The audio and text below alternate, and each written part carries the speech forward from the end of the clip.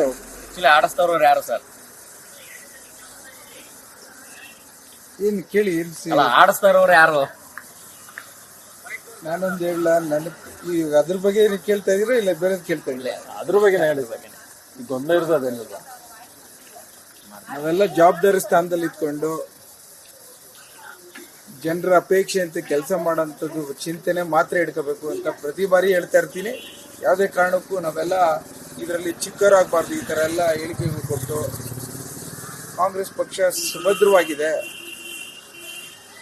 ಜನರ ಒಂದು ಸಮಸ್ಯೆಗಳನ್ನ ಯಾವ ರೀತಿ ನಾವು ಪರಿಹಾರ ಕೊಡೋಂಥದ್ರ ಬಗ್ಗೆ ಹೆಚ್ಚಿನ ಒಂದು ಗಮನ ಹರಿಸ್ಬೇಕು ಅಂತ ನಾನು ಹೇಳ್ತೇನೆ. ತಿಪ್ಪಲುಕ್ಷನ್ ಅವರು ಕೂಡ ಅದೇ ಮಾತಾಡಿದ್ದಾರೆ ಸರ್. ಈ ರೀತಿ ಅವಶ್ಯಕತೆ ಇದೆಲ್ಲ ಮಾತುಗಳು ಈಗ ಈ ಸಂದರ್ಭದಲ್ಲಿ ಹೈಕಮಾಂಡ್, ನಮ್ಮ ಪಾರ್ಟಿ ಹೈಕಮಾಂಡಿನ ಪಾರ್ಟಿ, ಒಂದು ಶಿಸ್ತುಬದ್ಧತೆ ಪಾರ್ಟಿ.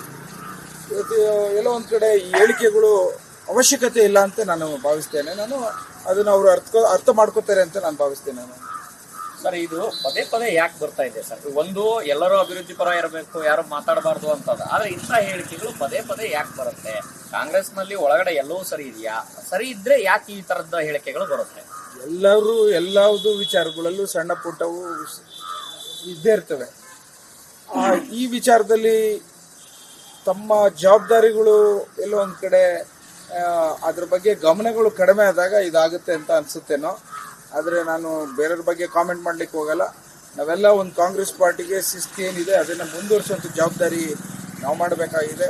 ಏನು ಇವತ್ತು ಸಿದ್ದರಾಮಯ್ಯ ಸಾಹೇಬರು, ಡಿ ಕೆ ಶಿವಕುಮಾರ್ ಸಾಹೇಬರು ಅಪೇಕ್ಷೆಯಂತೆ ಒಬ್ಬ ಶಾಸಕನಾಗಿ ನಾವು ಯಾವ ರೀತಿ ನಮ್ಮ ಜವಾಬ್ದಾರಿಗಳಿದೆ ಅದನ್ನು ಪೂರ್ಣ ಮುಗಿಸ್ಬೇಕು ಅನ್ನೋದನ್ನ ಬಗ್ಗೆ ಚಿಂತನೆ ಮಾಡಬೇಕಾಗಿರೋದು ಇರೋದ್ರಿಂದ ಈ ಹೇಳಿಕೆಗಳೆಲ್ಲ ಕೊಡಬಾರ್ದು. ನಾವು ಅದನ್ನ ಎಲ್ಲೋ ಒಂದ್ ಕಡೆ ಜನರಿಗೂ ಗೊಂದಲ ಆಗುತ್ತೆ ಅನ್ನೋದನ್ನ ಎಲ್ಲರೂ ಅರ್ಥ ಮಾಡ್ಕೋತಾರೆ. ಇನ್ನು ಮುಂದಿನ ದಿನಗಳಲ್ಲಿ ಯಾರು ಮಾತಾಡಲ್ಲ ಅಂತ ನಾನು ಭಾವಿಸ್ತೇನೆ. ಡಿ ಕೆ ಶಿವಕುಮಾರ್ ಅವರು ಒಂದು ಸಮಾಜದ ಪರವಾಗಿ ನಿಂತ್ಕೊಳ್ಳದೆ ಎಲ್ಲಾ ಸಮಾಜನೂ ಕೂಡ ಒಟ್ಟಿಗೆ ತೆಗೆದುಕೊಳ್ಳುವಂತ. ಅಫ್ಕೋರ್ಸ್ ಕಾಂಗ್ರೆಸ್ ಪಕ್ಷ ಜಾತ್ಯತೀತ ಧರ್ಮದಲ್ಲಿ ಪ್ರತಿಯೊಂದು ಜಾತಿ ಧರ್ಮ ಭೇದವಿಲ್ಲದಲೆ ಎಲ್ಲರನ್ನೂ ಒಗ್ಗಟ್ಟಲ್ಲಿ ತೆಗೆದುಕೊಂಡು ಹೋಗುವಂಥ ಜವಾಬ್ದಾರಿ ಕಾಂಗ್ರೆಸ್ ಪಕ್ಷಕ್ಕೆ ಇರುವಂಥದ್ದನ್ನ ಡಿ ಕೆ ಶಿವಕುಮಾರ್ ಸಾಹೇಬರು ಪ್ರತಿಪಾದಿಸ್ತಾರೆ.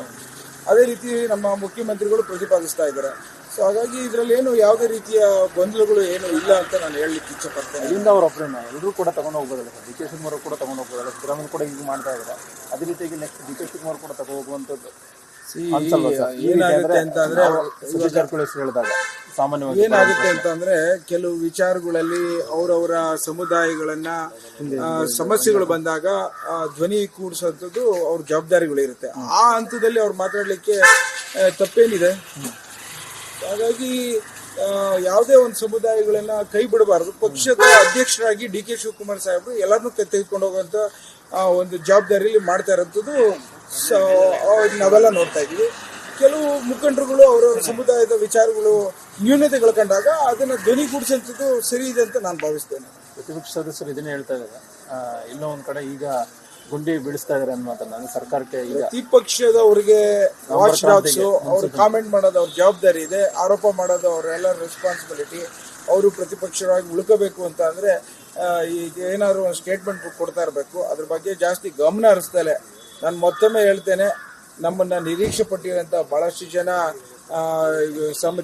ಇವತ್ತು ಕರ್ನಾಟಕ ರಾಜ್ಯದಲ್ಲೇ ಎಲ್ಲ ಜನರು ಬಹಳಷ್ಟು ಸಂತೋಷದಲ್ಲಿ ನಾವು ಕಾರ್ಯರೂಪವನ್ನು ಮಾಡಬೇಕು ಅಂತ ಅಪೇಕ್ಷೆ ಪಟ್ಟಿರಂತೆ ನಮ್ಮ ನಡೆ ಇರಬೇಕು ಅನ್ನೋದನ್ನ ನಾನು ಹೇಳ್ಕೊತಾ ಇದ್ದೀನಿ. ಬೇರೆಯವ್ರಿಗೂ ಇದೇ ನಿಮ್ಮ ಮೂಲಕ ಹೇಳಲಿಕ್ಕೆ ಇಚ್ಛೆ ಪಡ್ತೇನೆ.